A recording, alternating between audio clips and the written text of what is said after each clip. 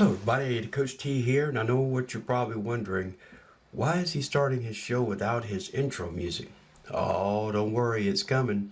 I just wanted to jump on before we actually get into the show, which, by the way, we have a very special guest in this episode. I have some very exciting news.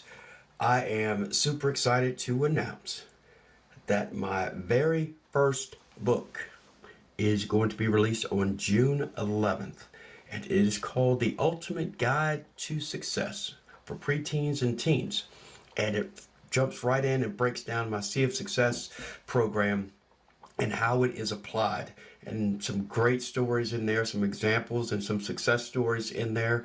And it's a great book, not just for students, for preteens and teens, but it's also a great resource for parents and for educators. And it's available on Amazon, or will be on June the 11th. And it'll be available on Kindle in paperback as well as hardback. So I hope you'll support me and developing tomorrow's leaders by going and purchasing a copy.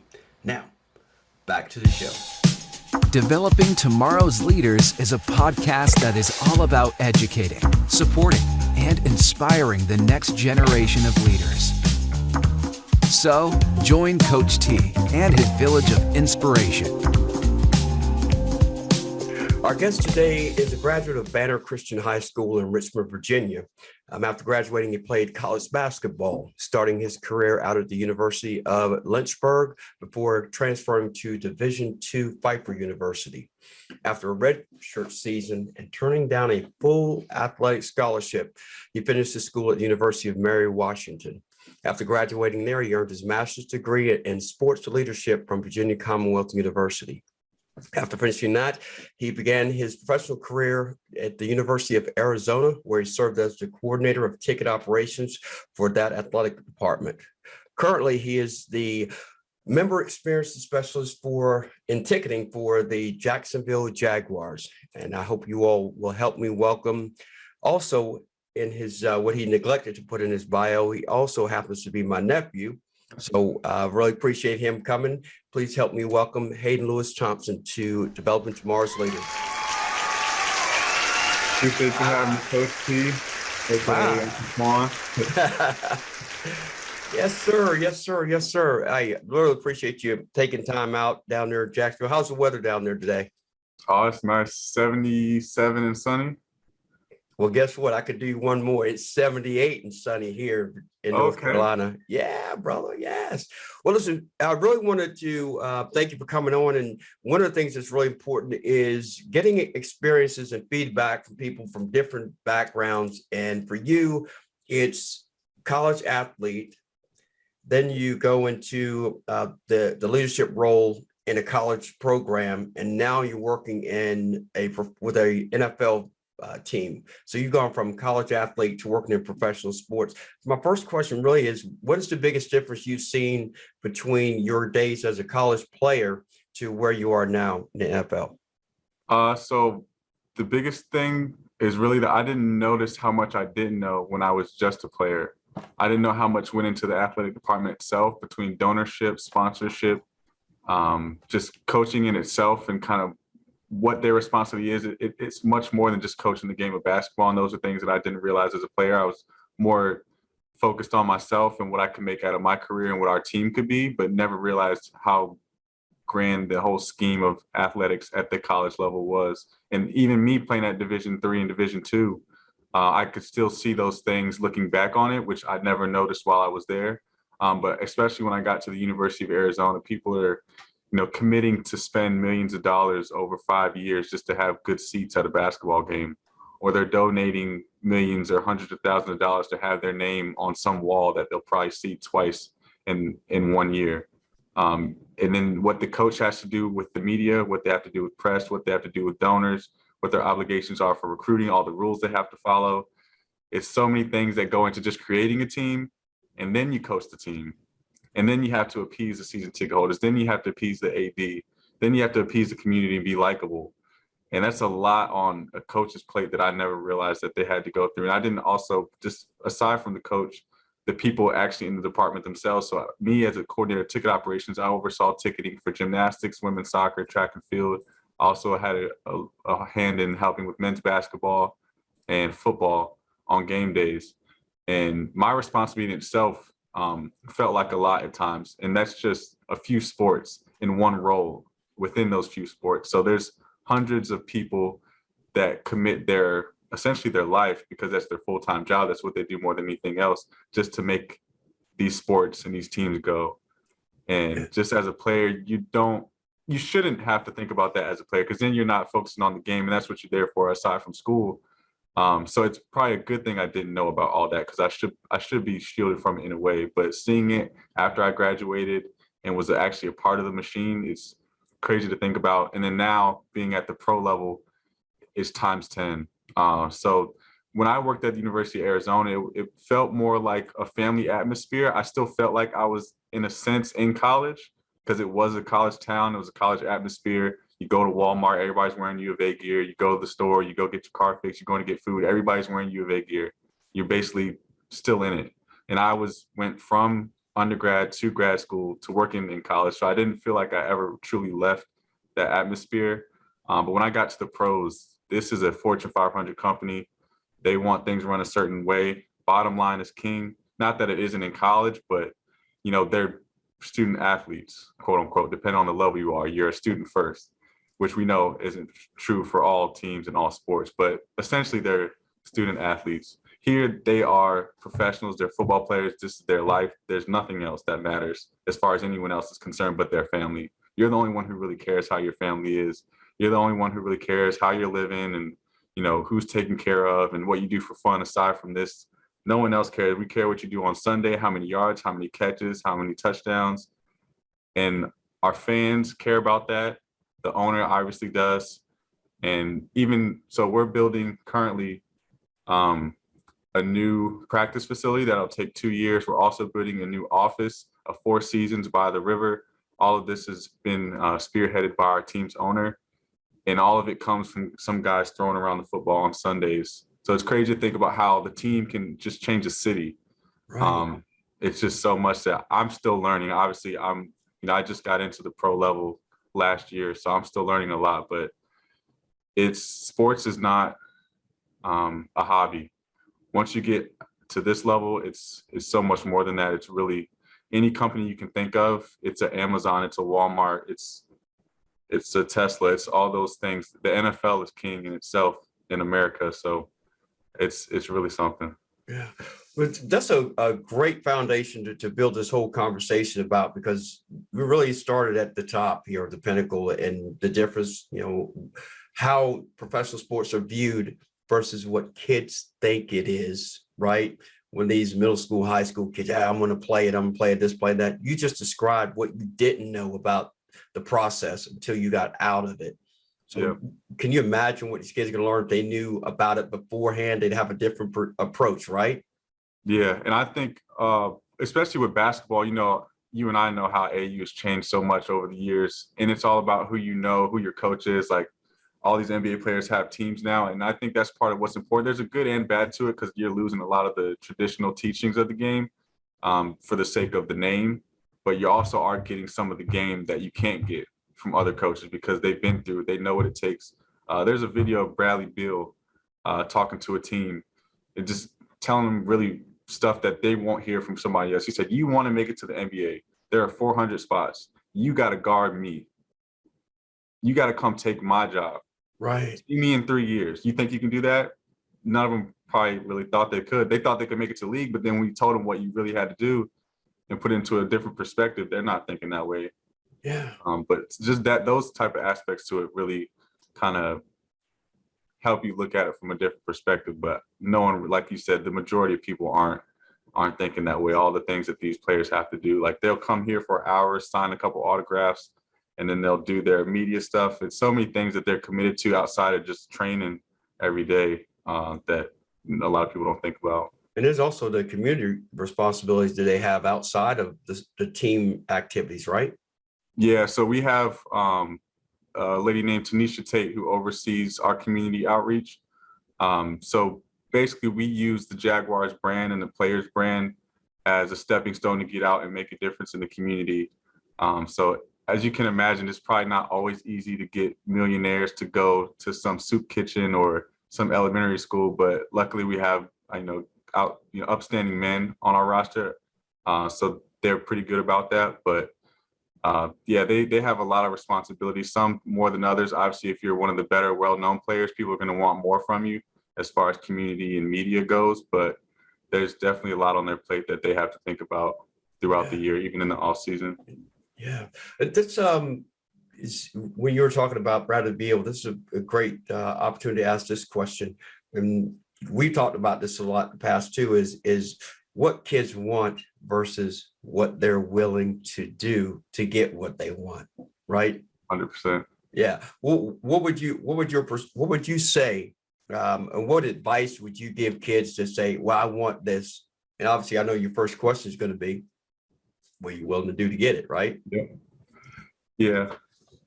So I think it applies for adults too, which I'm trying to actively apply in my life. But from the coaching perspective and specifically basketball, if you ask every kid that came to a camp or that watched LeBron James, he'll say, yeah, I want to play in the NBA. I want to play D1 basketball. I want to be a star in high school. And the answer will probably be the same across the board. There's not going to be, if basketball is your main sport, there's not going to be too many kids say, I just want to play. It's whatever.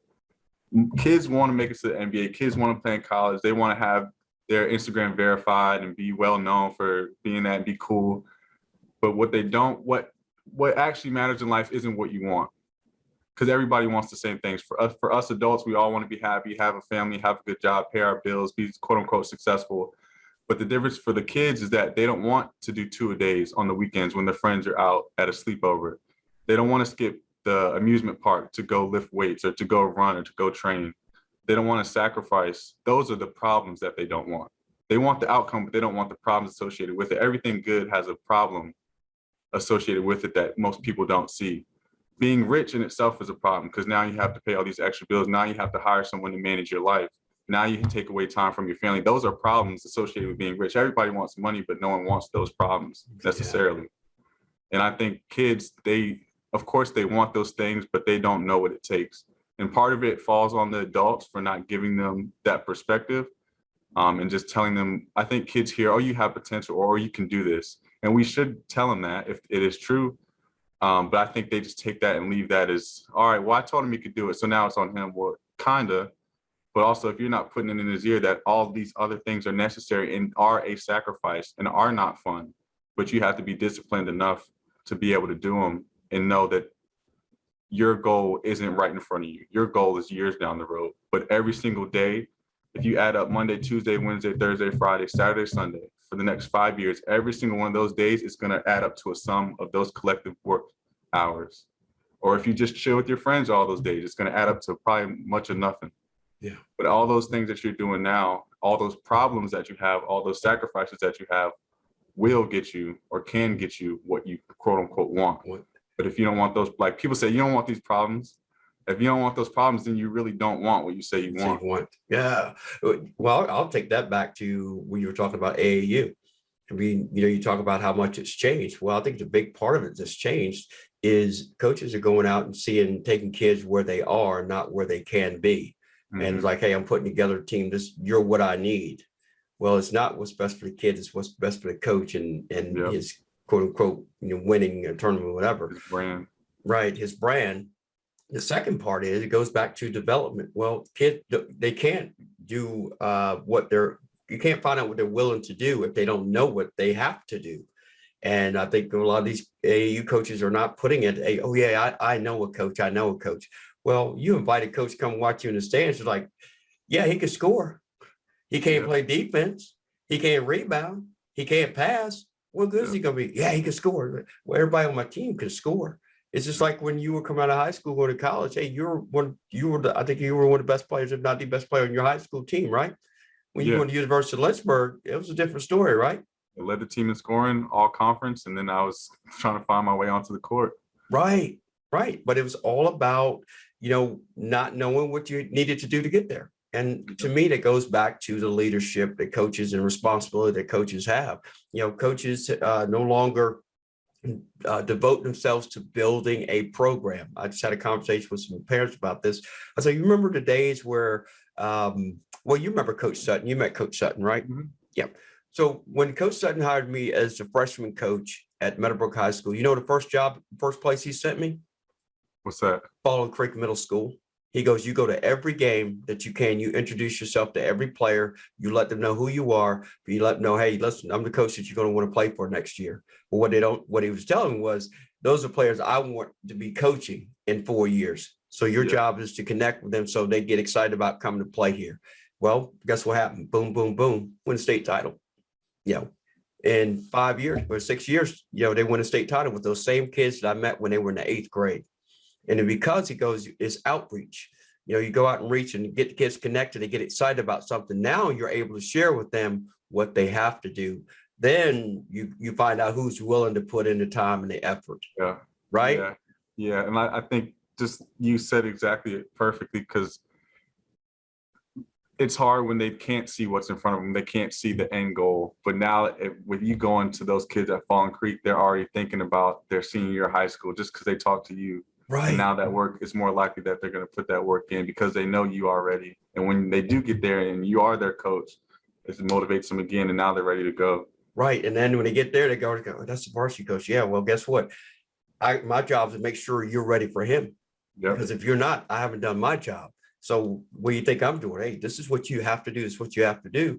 And, it's what I think it's a lot that's missing, with kids and having positive role models. And I think that's a part where the difference between having a committed school coach versus having an AAU coach that just wants to play games. And everybody says nobody teaches anything in AAU. They just play games, roll the ball out, play. Hey, we got the tournament this weekend. We're playing 4 teams. Hey, great, who we playing? But don't worry about it. Just show up with your uniform. Yeah. Right? That's exactly what it is. Yeah. Yeah, it's unfortunate. And I'll throw another example, and you might want to kind of follow up on this. There was a young man that's in the 8th grade, 6'3". Okay. Been on probably 4 AAU teams in 2 years. He comes to, you haven't seen him, but he's been to he was in the summer league last year. And he's come to some workouts here sporadically. I mean, here or there, or whatever. And I finally bit the bullet, and I had a conversation with the parents and said, I'm going to be honest with you. Okay. It doesn't have to be me, but he needs to work with somebody consistently so that he develops his skills, because he's behind, but he has a lot of potential, but he has to get with somebody to work with consistently. And the reason I said that, why he's been on 4 teams in 2 years? Coaches like, hey, I need somebody that can rebound. That's all they said to him.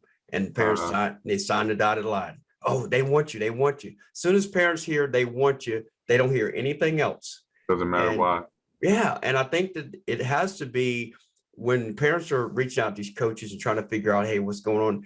I'm up, me, I'm going to be honest with you, tell you what you need to hear, not what you want to hear. And that was me biting the bullet, because I never want to tell a parent, but I'm like, hey, I care about your son, and your son has a future.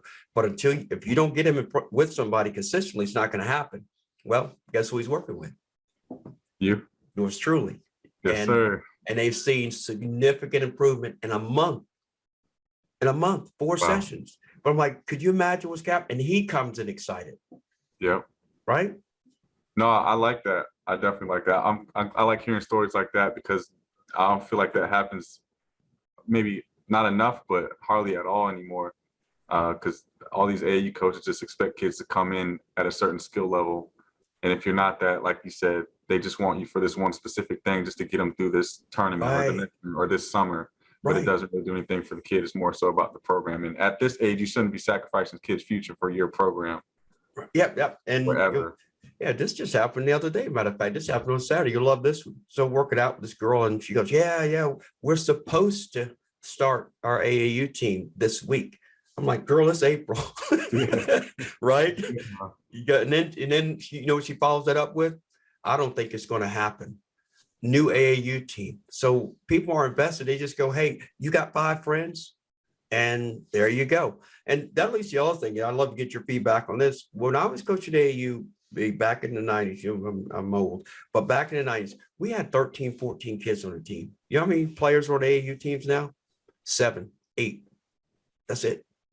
Too many teams. Yeah, too many teams. And so you have no strength. You have no core. And how do you practice with 7 players? Some of them don't practice. They just show up to games.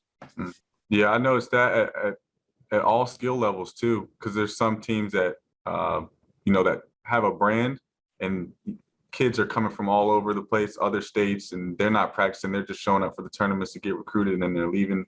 So there's no cohesiveness within the team. And then also, like you said, just friend groups that just show up, or they're just doing it for the sake of doing it, or they couldn't get on the team that they wanted, so they decided to do this. And I know it was before my time, but like back when you were coaching and took your teams to nationals, there were very few teams, let alone in one city, in one state. So, playing AAU meant more back when you were coaching. Now, you can, like you said, let's get some friends that are bored this summer and let's make a team and sign up for whatever tournament you want. And it kind of dilutes the quality of play and especially the coaching too. Yeah. You gave a perfect example. In the state of Virginia, only 2 teams went to nationals, the top 2 teams. And I had a kid last year goes, hey, yeah, we're going to nationals. We're nationals, Charleston. How many teams going to be there? Oh, I don't know. How many teams from North? Oh, we got 6 teams just from Charlotte, Greensboro, Winston-Salem, all going to Charleston for nationals. I'm like, it's not nationals. That's regional. That's regional. And every state has a national. They just throw the word national on there. And so I'm not saying, I understand that some things change. You got to acclimate yourself to how things change, but the quality of play is obviously falling off significantly. And to your point, oversaturating the whole process and from state to state, it's not a good thing. I think that takes away from kids' motivation too. There's something to be spoken for about not making a team if you really want it. So if you don't make your local or city AAU team or your nearest AAU team, go work that summer, go see Coach T, go get better. Yeah. Instead of saying, oh, well, I'll find a team, and then it's not getting you any better. It's just something for you to do at that point. That's when you kind of figure out where you really want it. But now everybody, that we're in the era of everyone needs a trophy just for wanting to do something. And when nothing's earned, but we're not teaching that anymore. It doesn't feel like anyway. No, I think you're right. But that also leads to this next thing I wanted to ask you about, and that's the discipline versus motivation, being disciplined and being motivated. My perspective is, obviously the more disciplined you are, the more successful you're going to be. And I think it's in the role I'm in, and when you were with us here at JLT Fieldhouse, we were inspiring kids to motivate themselves. And that's always been my approach, is that we are inspirations for them, but they have to internally, they have to be willing to be motivated. Wouldn't you agree? Yeah, I definitely agree. And I think, motivation is so powerful, but it's also so hard to control sometimes because it's essentially an emotion.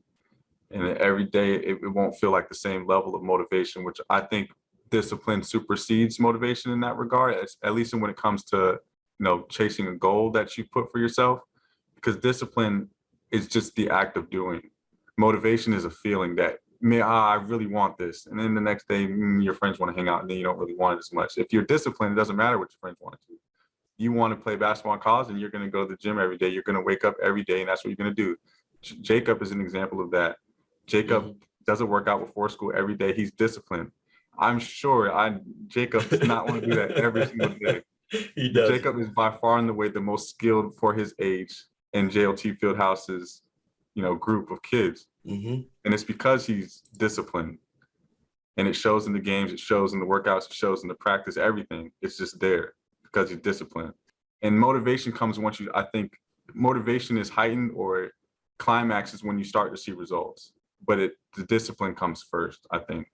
Yeah. And I also think that discipline ties into the willingness, versus the want.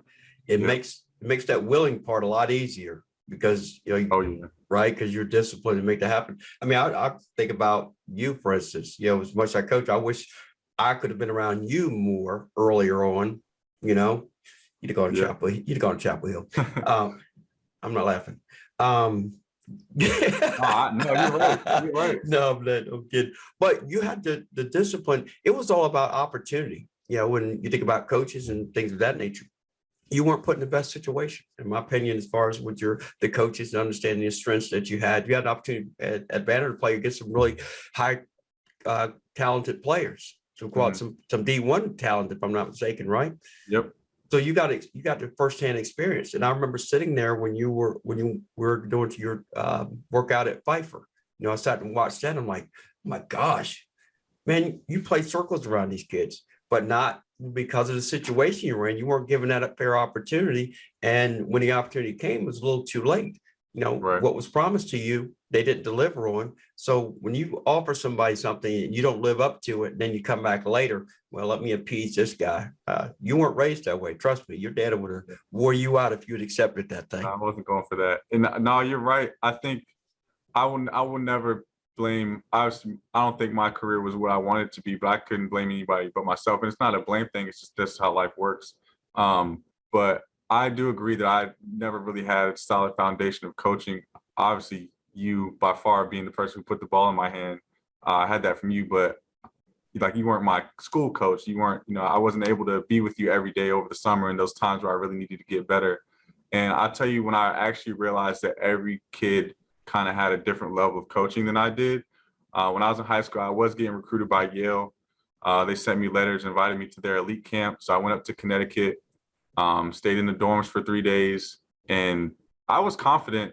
I felt good. I'd been playing good. This is, I think, the summer before my senior year, before I went to Banner, and I'd been in the gym every day. I was playing in the Ben Wallace Summer League and averaging 25 points a game. So I was feeling really good about myself. Although I was still small, I hadn't really hit my growth spurt yet, but the skill was there. I felt like it was. And I played pretty well. I wasn't nervous, but just being around the other kids that played at these different AAU programs, that had the other coaches that already had a relationship with some of the assistants at Yale, just seeing how they carry themselves, how they put themselves through drills. I was showing up in the morning right after breakfast, ready to play. They were there for 30 minutes, stretching, getting shots up. After that first day, I was like, okay, I should probably be here early too. And I was. But I did the simple things that I just didn't know to do, and that every kid should know to be there early, be ready, to look a certain way, to talk a certain way. And that's, you're not there for anything else. You're not there to joke around. You're there to go to Yale and play basketball. And I mean, I was lucky to have that opportunity, but it showed me how far behind I was compared to some of the other kids who did have that consistent coaching, like that kid you're referring to, that I didn't really get a chance to have when I was younger.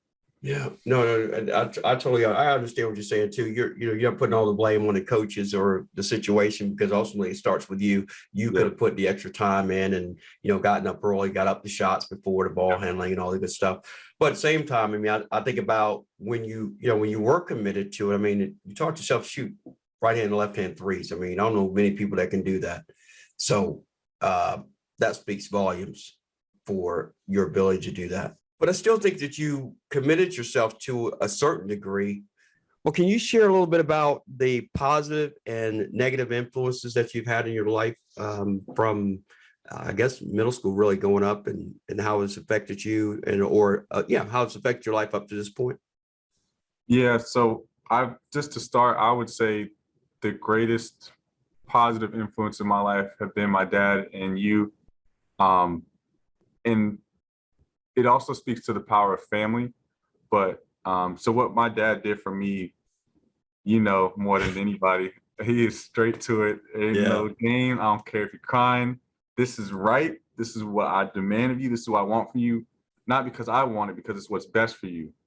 And, when you're a kid, you hear what he's saying, you hear the tone, and you don't really understand the grand scheme of why he's telling you what he is. But he never left it to me to feel disappointment from him or shame or anything. He never left it as a negative emotion. It was always a teachable moment, which made those moments understandable for me as I was growing up. And then you kind of were like, you were my best friend when I was a little kid. Anytime I saw you, Uncle Twan is turned up, let's go. And you had a different way of giving those same lessons. But you were more of a still stern. It still came from Joe Lewis Thompson. I could feel that there was no give and take. This is what it is, but it just felt like a softer shoulder compared to my dad's.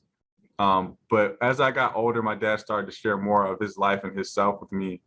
And I think the greatest thing that he did for me is shared his flaws with me and almost highlighted them, because my dad for a long time and always told me, you're going to be better than me. And that felt like a lot of pressure when I was a kid because I was in middle school and here he is with a college degree, another college degree, a PhD on TV. And this is the guy that told me I'm going to be better than him. I'm going to be smarter than him. Not you should be. He said, you're going to be. And I spent a lot of time figuring out how the hell am I supposed to do this? I just dropped out of school, just transferred over here. I'm still trying to play basketball. I'm trying to just get out of school the first time.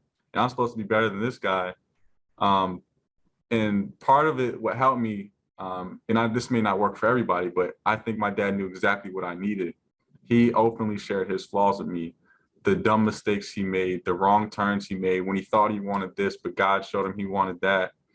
And that helped me to realize that everything that I was going through and everything that I was facing, all the decisions I was making, as long as I did it from my heart and not out of selfishness or out of jealousy or any negative emotion, but it was either my heart, my mind, or God telling me to do something, that it would be fine. And I wrote an autoethnography when I was in grad school, and it's a line I really like, and it said, my dad taught me that my best is always attainable, even when my worst is inevitable. And I kind of live by that. And I don't say I live to, I'm just keep making mistakes and do it all. But I know that when I am in a down season, that's not it. That's not the settling point. That's not the stopping point. That's not the destination. That's just a brief moment.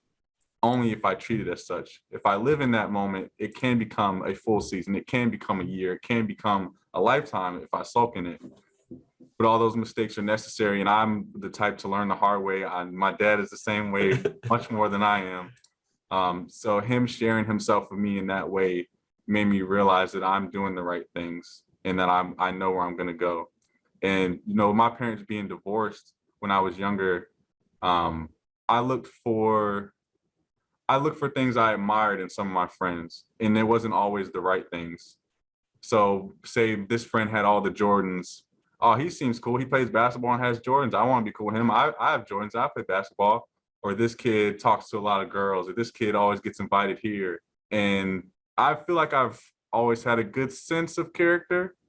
Back then, I probably didn't care too much or know enough about character to know how much it actually mattered and affected me. But I think probably in high school, mostly, I spent time with people that were cool, not bad people. But I think if my dad was around, it would have been one of those, nah, he ain't coming over. So he always knew, but he let me learn. And sometimes I wish he would have said, boy, what do you like, stop. Yeah. But he knew I wouldn't really learn if I didn't really learn for myself. Right. So I think what kids don't realize, and parents always say, you'll thank me when you're older, or you don't get it now, but I've done everything you've done. It sounds so cliche that kids just brush it off, but that's probably one of the most truest things that a parent can tell a child, is that you will understand, as long as, the parent is of sound mind. A lot of parents aren't these days, but I think those people, and again, not blaming them because I'm the one who chose to do what they wanted to do and hang out and do this, do that, instead of being disciplined all the time, took away from not only basketball, took away from school. Like my first year of college, getting to be in high school, I could sleepwalk through that. I should have been a straight A student. I got to college and was starting getting D's.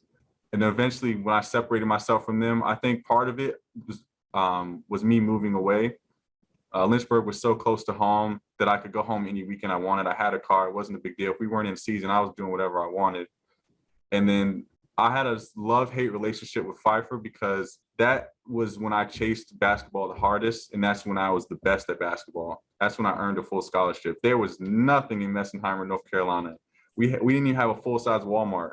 We had like I forgot what they called it, but it was like a Walmart the size of a CVS, like your mini neighborhood Walmart. Yeah. But I woke up every day, worked out with the assistant coach. Then I had practice with the team later. Then I had individual strength training, and I had conditioning. Then I had individual workouts on the weekends when other players they're at the game because I redshirted. I put on 10 pounds of muscle. I did everything right because I separated myself from the friends who weren't doing anything productive. But they're all 4 hours away. It's a longer drive. His distraction's not there. And I got straight A's. Actually, no, I got 1B plus in art at Pfeiffer. Come on, Yeah. bro. But other than that, basically got straight A's in my year there and played well enough in practice, outperforming some of the starters. Some of them all conference, some of them ended up being all Americans by the time they left. And it earned me a scholarship, but I think a lot of it had to do with me just separating myself from all those negative influences. After learning the lesson the hard way and having to leave a university because I wasn't focused on school, I wasn't focused on basketball. So what am I doing here? So I went home actually, and I worked at a salvage grocery store like 5 minutes from my home. And by salvage grocery store, that means the stuff that's not good enough to go in Kroger and Target and Walmart, we get it. I used to be in the back. By the time I left there, they put me, because they didn't like me very much because I knew the store was BS. But they put me in the back and they had me cleaning dead bugs off of food cans before they went out into the store. That's how disgusting that store was. We would get, the store's still open too. I don't know how. But we would get strawberries and potatoes already molded the day they came in.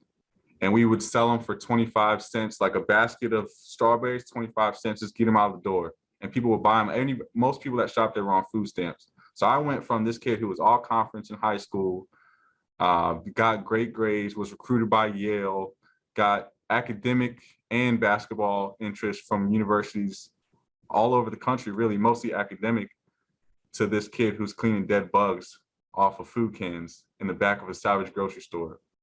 And that's the cycle that I'm talking about between letting something be a moment and letting it break you. And there was never a doubt in my mind that I was going to go back to college. I wasn't raised that way. There's no way in hell my dad was letting that go. And he never said a word. He never said a word. I remember I came home from Christmas break and I told him, Dad, I don't want to go back. He said, okay, well, after this semester, we'll figure it out. I said, Dad, I don't want to go back. He said, okay, figure it out. And I did. Wait. That sounded like you're doing it again. Say, oh my God. All right, well, you finish the semester and then we'll figure it out. And I said, Dad, I don't want to go back this semester. He sat back, he said, looked at me. And I was like, oh, here it goes. He said, okay. Didn't talk about it the rest of the day. I was like, what else? Tell me something. I don't know what I'm doing. I just know I want to go back. He said, okay, figure it out. And that was it. I don't think we talked about it. I don't think he asked me where you going until it was to that point where you and me were traveling around North Carolina trying to find a school for me. Yeah. But I knew that wasn't it for me. I was better than that. And then from there, like you said, I played well enough, got a full scholarship eventually. They originally offered me $15,000 where the school costs $40,000 a year. And I wasn't going for that after the year I had, being better than half the guys that were starters and half these dudes that are all conference at least. So I wasn't selling for that. They ended up calling me midway through the summer and offering me a full scholarship. I turned it down to go to Mary Washington, but just my dad allowing me to go through those things made all the difference, because I don't know how it would have went. And I used to wonder if I did this and did that, but that never does anything for me, but just kind of creates self-doubt that can build up if you continue to think that way. So I really do appreciate all the things, because I feel like I'm the guy who didn't, so I can give game to those so they can. And it was never that I didn't have the ability. It was never that I didn't have the intelligence. It was just that I wasn't disciplined, or I didn't take the right steps at the right time. Timing is always important.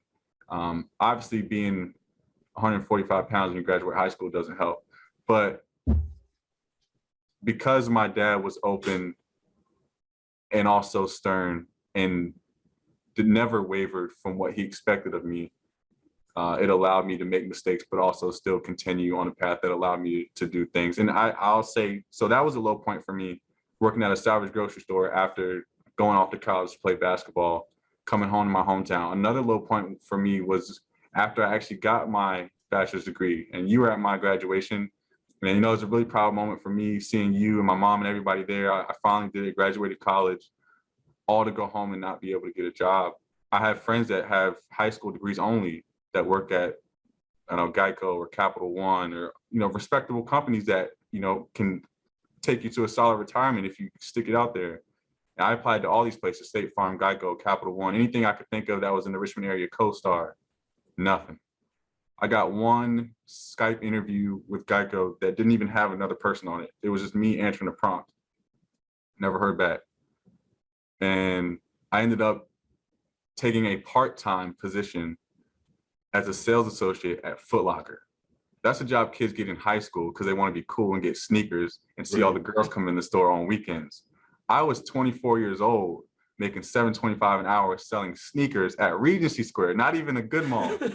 Regency sucks. And I did that for about 3 months. And that was a low point because I feel like I had pushed through all this adversity just to get here. But again, I knew that wasn't for me. Luckily, it did get a little bit better. I met the district manager who oversees most of the stores in Virginia, and he didn't know who I was. He kind of asked about me, why I was here, when did I start? I was like, I just graduated college. You got a degree? Well, he put me in the management program immediately, which made a solid difference. It bumped my pay a little bit and still nothing great. But at least, you know, it was a small enough sign of the work I put in, meaning at least something for someone to recognize it. And that kind of, you know, motivated me to be a little bit better. So I ended up a few months later applying to grad school, only at one school. And I don't know if I told you this.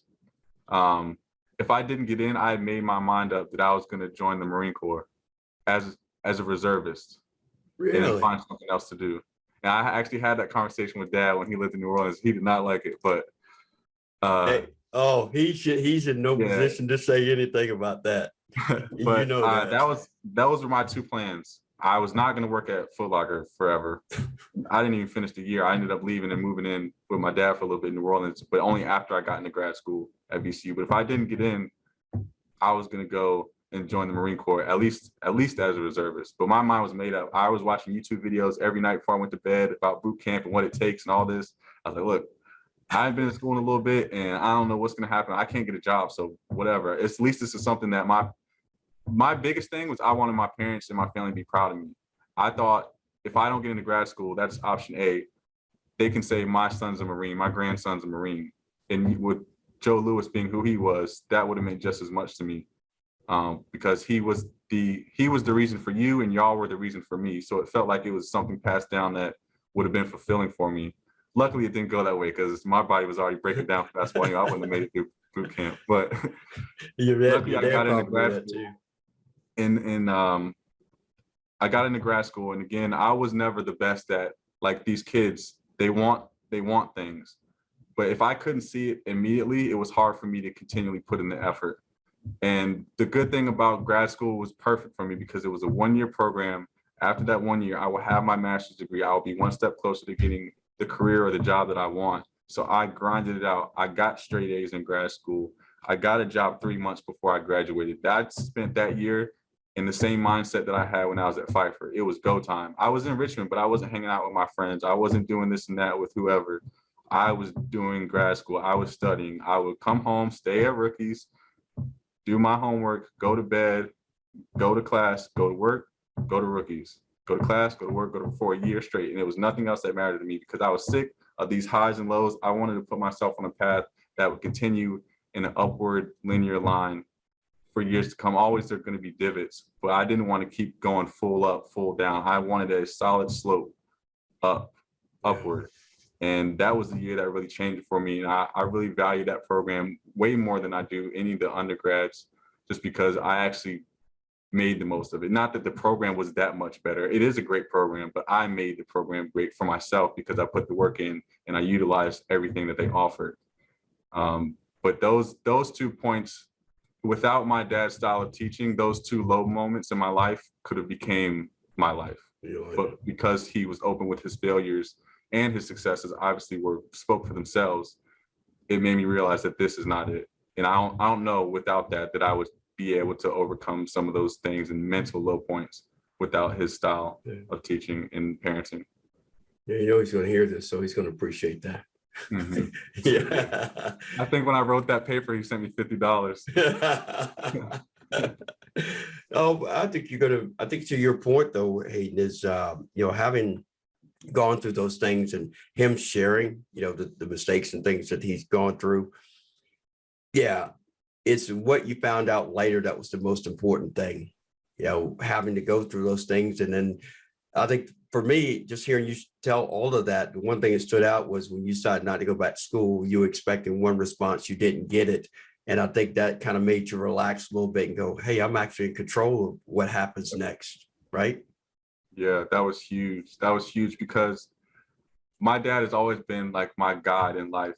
And when I was younger, I needed him to explain everything because the way my mind works, I don't feel like I can move sometimes if I don't completely understand what I'm heading towards.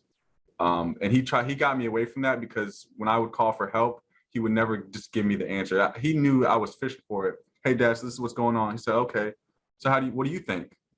I don't know. That's what I'm calling you. Well, we would have the conversation, we would talk it out, and I would always end up answering my own question. And like you said, it helped me feel like I was in control. Like I do have this. I don't need you. I do, but I don't. Oh, right. And now I'll always need my dad in a sense. I always need you, my mom, Rookie, everybody in a sense, but differently. I don't need my dad for my life decisions as much. I'll call him for confirmation. I'll make the decision and I'll call him. Kind of, Dad, what do you think? I already know the answer. We played that game already. I already know. So I'm just calling you to make sure I'm thinking the right way. And if I'm not going to ask you what I should do. I'll take what you said. I'll call you back in a couple of days and then we'll talk again. But yeah, he never just gave me the answer, and it helped me, live my life independently, and, to count on myself and feel in control. Well, let me add a little tidbit to that. He does the same thing to me on the phone calls. I call him. He'll do the same thing to me.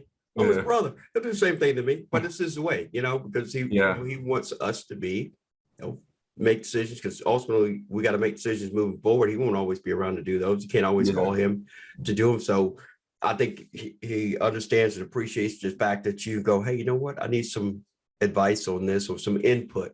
That's what I like to say. It's more input because ultimately you're going to make that decision. But going back to what you said a while back, this is what a lot of parents can do for their kids. Everybody has a different approach. No, they don't always have to be like your dad's. I mean, that's straightforward. Sometimes it's because maybe it's my approach, how I do it. But like I said, we are different, but we get the same results in a different way. Yep. I think you could ultimately get to your kids to where you want them to be and where they want to be. And I think the big part is find out where they want to be and help them get there without holding their hand and taking them all the way through the process, because you never know what happens and you're not going to always be there. So great. I appreciate you sharing that. And it's important when you're vulnerable and you're willing to share that stuff, because somebody's going to hear it. And there could be somebody listening to this episode and going, man, that's how my dad is. So that's what he's trying to teach me. So I appreciate you being open and honest with that part of it. Now, one of the other things I wanted you to share, if you wouldn't mind, is your middle name. Where's your middle name come from? So my middle name is Lewis. My initials are HLT. JLT Fieldhouse. Obviously, that L also stands for Lewis. So my middle name comes, I'm proud to say, from my grandfather, Joe Lewis Thompson. And my son will have that same middle name for sure, no question. Yeah. So I think that's, to me, it's important. And it's great that by the way, you have never relinquished your title. You're still the director of operations for JLT Fieldhouse. So 100%. Yeah. Oh, yeah. That's Absolutely. never changing. Oh, absolutely. That's your title for the rest of your life, as long as you want it. And I think it's important, too, for me to share, too. Yes, I may be the executive director, but there are a lot of times where I reach out to you to get your input and insight. And I think it's also important to remember, me, even as an adult, as your uncle, whatever, I'm tapping into your knowledge and your expertise. And because what you're doing now, you're working at at the ultimate level in the NFL. So you have business acumen that you can bring even to a nonprofit. So it's one of the reasons I reached back out to you from that perspective. So I appreciate you taking the time, because obviously, based on what you explained to me, and you're responsible for a lot of money in your position, right? How much? So my renewal base, I have 802 accounts worth about $1.7 million. So it's my job to make sure that they come back year over year and continue to spend with us, because obviously they have their ticket price, but they also buy concessions, they also tailgate, they also buy merchandise. So at the end of the day, it's probably more like $2.5 million. Yeah, that's a lot of money. That's a lot. Hey, that's a lot of money. So Yeah, yeah, you got responsibility, right? definitely. Yeah, so I know I appreciate your insight and helping me kind of keep things going there too. But this has been phenomenal, Hayden. I really appreciate it. I think your dad's gonna be very proud of you for not just your representation of family, but just being open and honest and sharing your experiences. And I'm hoping that there are some parents in there that have kids that have been through what you've gone through or going through what you've been through, that they'll understand that there's a process behind that. Put your kids in a position that they're willing to do what they need to be successful, versus putting in position for them to want things, because wanting is one thing. If you want it, you got to be willing to give something for it. And that means sacrifice, that means time, that means friends, that means, whatever it might be. So if anybody want to reach you in Jacksonville, is there a way they can reach you just to touch base if they just want to say, hey? Yeah. So my email, I'll say it slow, is THOMPSONH@nfl.jaguars.com. My work line, feel free to use this too, is 904-633-5276. I actually pride myself in trying to, pass along quote unquote game to people that are looking to do anything even similar to what I'm doing. I mentor a few students at VCU's program now, a few students that want to get into the program, and even actually have a call with a young lady who's getting her master's degree at Jacksonville University this Thursday, who wants to work in the sports industry. So I'm always open to help if I can, because I always wanted more people like myself to do something for the next, I wouldn't say next generation, but the next group coming up, Sure. because that would have made all the difference for me. So like I said, I may have been the one not to do in certain things so I could give the game, but in this regard, I am doing it. So I'm definitely going to give the game. So please, anybody that would like to, work in sports, whether it be soccer, baseball, college, pros, I'm more than happy to tell you some of the things that I know. And if I know someone that knows more than me, I can get you in touch with them. Sports and life is a lot about who you know, and even more than that, who knows you. Because I know a lot of people, but I can't depend on a lot of people. But the people that know me can vouch for me and know the quality of my character. So people say that a lot. It's who you know, but it's really who knows you. And if they know you well and you're a good person, then that's when that network actually becomes meaningful. But I'm still trying to build mine. So I invite anybody who can and want to be a part of it. Yeah, no, I appreciate that. You notice I never asked you to send me any Jaguar stuff, right? Yeah, that's okay. I'll wait until we play the Steelers. Yeah, okay. You keep wishing on that, brother, because it's gonna get ugly, bro. It's gonna get ugly quick. And Hey, well, y'all got Miles Jack from us. I know, I saw that. That one hurt. He was Jacksonville loved him. Yeah. Loves him. Well, Yeah. we love him too now. I bet. Yeah, but do we play this year? Do you know? What's that? No, we play each don't.